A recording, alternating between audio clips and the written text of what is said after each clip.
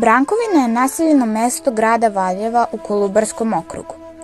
U okviru mesta Brankovina postoje i dve kulturno-istorijske celine koje čine znamenito mesto Brankovina. Jedna od njih je crkva Svetih Arhanđela, koja je završena 1830. godine i zadužbina je prote Mateje Nenadovića.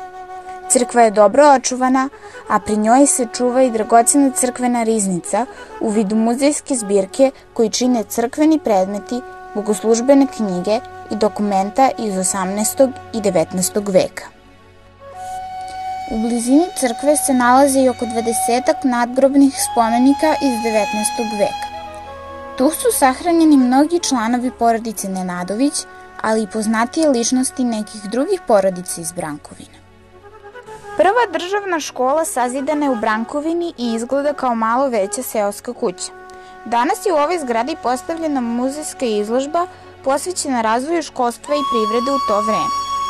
Nova školska zgrada podignuta je 1894. godine i u njoj je učila pesnikinja Desanka Maksimović. Desankina škola obnovljena je 1985. godine. U novouređenom prostoru nalazi se stalna izložbena postavka o životnom i književnom putu pesnikinje. Tu možete videti i stvari koje su pripadale Desanki, njene slike, a možete čak i čuti kako izgovara svoje stihove. Uši radosno čulje, čuju se odasvud junački krici, odasvud glasnik hoda, putevi su opet beli kao da su njima jezdili samo ustanički konjanici. Srbija se budi, životom viteškim opet živi od sutona do zore.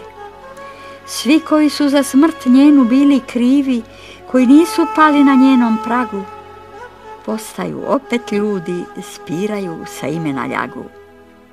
Srbija se opet budi, sve što se začinje u napaćenoj utrobi žena, sve što niče iz misli i semena. U Brankovini je Desanka Maksimović provela svoje detinjstvo, a nedaleko od crkve nalazi se i njen grob.